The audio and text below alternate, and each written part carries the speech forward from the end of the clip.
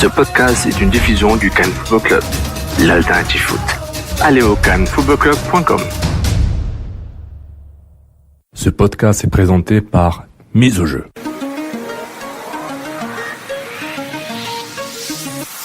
Mise au jeu. Gages-tu?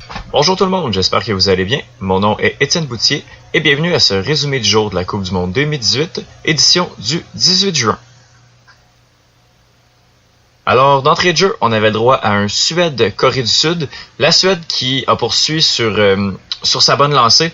Les Suédois qui avaient empêché les Italiens de participer à la Coupe du Monde. Eh bien, on ressort d'un match contre la Corée du Sud avec une victoire de 1-0. Le match qui a été grandement dominé par les Suédois. Là. On a empêché les Coréens d'être menaçants au but. Là. En effet, la Corée du Sud a aucun tir cadré dans ce match.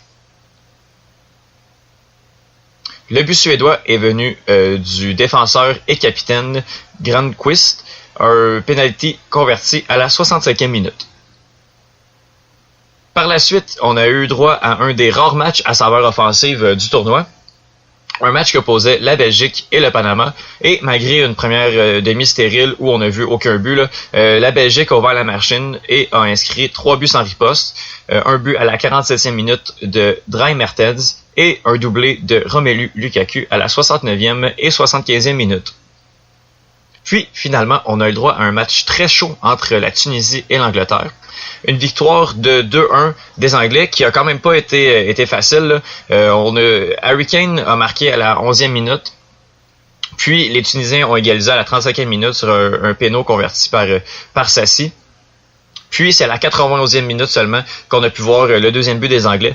Un deuxième but de l'attaquant Harry Kane sur un retour de corner là, qui a vraiment fait du bien aux Anglais. Là. On voyait que les esprits commençaient à s'échauffer du côté des Anglais. On commençait à s'énerver beaucoup parce que les joueurs tunisiens nous tenaient quand même dans ce match.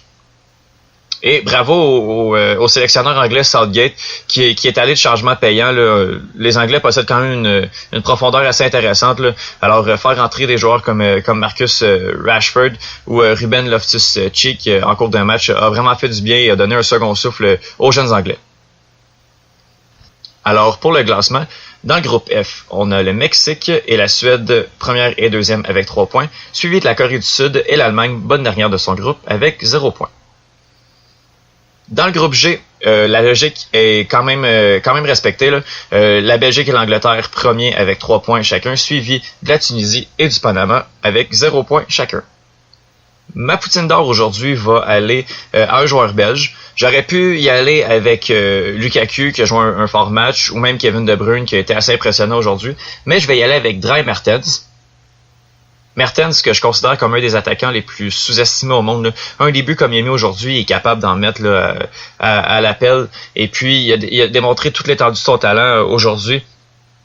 Malgré son seul but, il aurait pu en mettre là, encore un ou deux facilement. Et puis, la Coupe du Monde est une super tribune pour un joueur comme ça. Je suis vraiment content de le voir performer de la sorte là, dans des matchs contre le Panama, qui est quand même pas une grande équipe, là, on va se le dire, mais je suis quand même très content de la performance de Dries Mertens. Mon trou de poutine de la journée va aller à un collectif. En effet, la défense tunisienne mérite mon trou de poutine de la journée. Je parle pas nécessairement des défenseurs, je parle de la façon dont on défend sur les coups de pied arrêtés, notamment sur les coups francs, là, où on s'est fait avoir 2 fois plutôt qu'une là, par l'attaquant Harry Kane, qui est un attaquant quand même assez talentueux, mais on peut pas laisser un joueur de la sorte seul comme ça prendre les retours de corner comme ça. Là. Ça l'a coûté extrêmement cher aux Tunisiens, qui auraient pu jouer un gros coup en allant chercher le nul contre l'Angleterre. Là. Ça a coûté gros aux Tunisiens, qui ont peut-être pas été capables non plus de gérer leurs émotions adéquatement pendant ce match-là. Là. On voyait les Anglais s'échauffer, puis je crois que la Tunisie aurait pu profiter de ça pour aller chercher le match nul, puis après ça tenter des gros coups là, contre aller chercher une victoire contre le Panama, puis après ça on aurait été en bonne posture pour les huitièmes de finale. Mais ça n'a pas été le cas. C'est pour ça que je vais donner mon trou de poutine au collectif tunisien.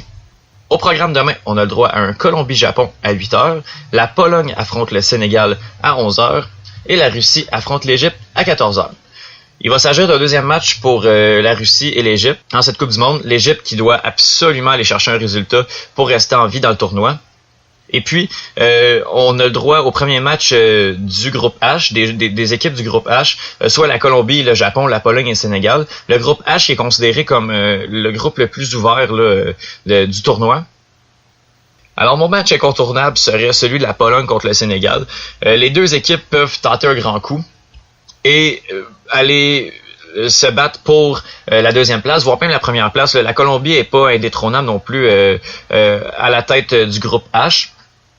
Donc j'ai hâte de voir la Pologne avec son buteur prolifique là, Robert Lewandowski, et le Sénégal qui va être quand même assez rapide, là, qui compte plusieurs joueurs talentueux là, comme par exemple l'ailier Sadio Mané qui revient d'une forte saison à Liverpool. Alors ce serait mon match incontournable, bien que les trois affiches présentées demain là, sont quand même assez intéressantes. Alors c'est tout pour moi aujourd'hui, on se voit demain pour un autre résumé du jour. Ciao!